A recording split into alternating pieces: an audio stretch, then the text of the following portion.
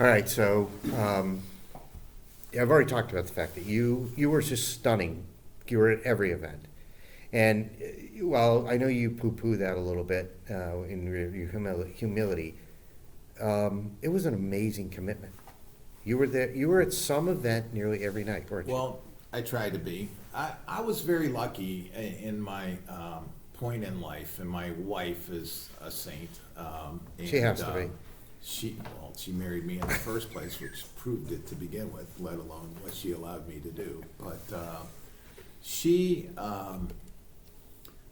our children were grown, so I really didn't have home responsibilities. So it was a perfect time for me to be the principal here at Bay and to be able to give my all to this school. And you sure did. It's very nice that people say that. I appreciate it. Pretty funny story is what people don't know is that I lived in Medina for the first 4.5 years I was principal here. And so I would commute an hour each way. And most of the time I would leave home at 6 o'clock in the morning, get home at about midnight, and get back up and be Back at it up again. here. And I loved it. It was fun, kept me young. Almost ran in the back of a truck one time, and I told my wife, I think it's time for us to move up to Bay, and which we did, and we were very happy to have done that. We love living in Bay. And tell everybody what road you lived on. we lived on Cahoon ledges. That's what cracked me up. Well, you know what? It was a beautiful place. One of the things I've always said to people is that one of the things that I knew about Bay was a lot of things were named after me before I got up here. And so I figured I had to do a great job as principal because the things were already named. Have you ever researched? Was there any? Do you have any idea if there's a relationship at all?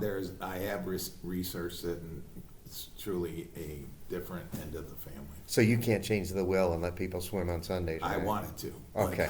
but I can't. All right. I kind of promised I wasn't going to focus on this, but I am going to bring it up. Field of Dreams. Sure. Stunning campaign.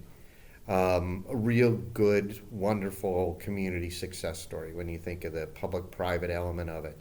And I watched you at a fairly close first-hand seat to see how you worked that and everything. Give everybody a little bit of background on how that started and what it encompassed. Well, I always said that Memorial Stadium should be like the 18th hole at Augusta.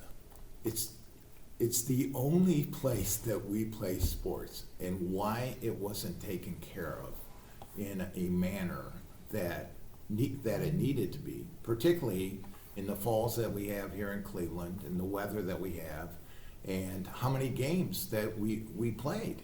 I mean, you know, back in the day, there was probably a JV game and there possibly wasn't soccer when Dr. Manos and others played football. There were just a few games. By the time I was the principal here at Bay, we had girls, freshmen, JV, varsity soccer, three times a week. Boys soccer, the same. Football games. And if Lacrosse. it wasn't, well, then it became lacrosse after a bit. But the field was used so much, and it got destroyed.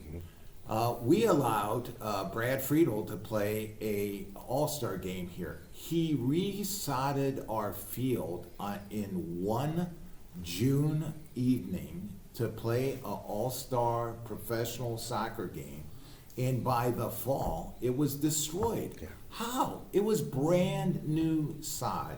So it was an embarrassment. In the fall of 2006, we had to cancel a soccer game. We had to move a soccer game in order to have our team play.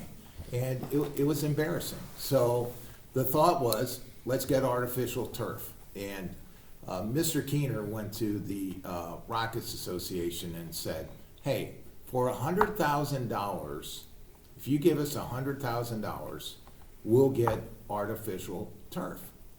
And I asked him a little bit deeper about that commentary, and I questioned the thought. It wasn't gonna be just $100,000. Exactly. And the Rockets Association didn't have $100,000 just to give to the school in order to have artificial turf. So I suggested, let's start a campaign to raise money in order to pay for it. All of a sudden, the campaign that was supposed to be $100,000, before we knew it, before anything was moved on the field, cost $750,000. It was the underneath of the field, repiping the field, tearing out the grass, and then buying the turf itself. And then we put in concession stand, and we put in other things, and I think the total package was about $1.2 million. Plus, we wanted to revolutionize the practice fields as well, because they were getting abused as well. And so it became a wonderful campaign. So many people stepped up, both in just outright donations and participating in things like brick campaign, which garnered us a large amount of money. We had a Joyce car that we raffled off, which made very little money. And but be that as it may, the bad part of that raffle was that Mark Much, another Bay High great, he won the car. It was the worst thing, and he was on the Rockets Association, and he was on Rockets renovation as well. Yeah. So That was funny. Very bad for us. But what the greatest thing that happened to our fundraising with the fields was that it was right at the time where the flats were about to come back, and that one of the Jacobs boys was very interested in gambling, and he was trying to get Cleveland, Ohio, very sensitive to the idea of how about having a casino in Cleveland. And so we earned probably $350,000 to $400,000 dealing poker down, and we had dealers. We had wonderful dealers from the Rockets Association. Some mothers were great dealers. It was incredibly. It was, all the fundraising was amazing. Texas Hold'em. Yeah. Texas Hold'em. And so anyway, great fun.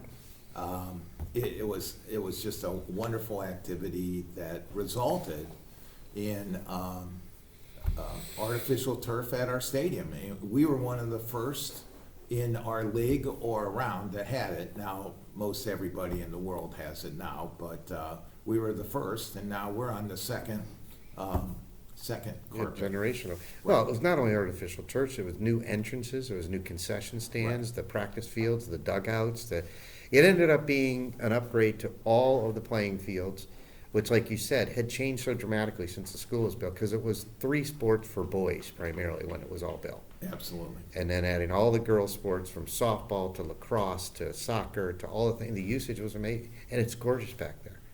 It's a garden spot. The only problem with advancements of life is that the tree surrounding Yes. Memorial Stadium, prior to the fact that we had to tear down so many of them and build a pond for retention and Yep. EPA rulings and those kinds of things, the umbrella around the stadium was just Friday nights, Bay High football, the marching band, and it was just a glorious sight, and it's gorgeous. just Americana at its best. Yep, absolutely.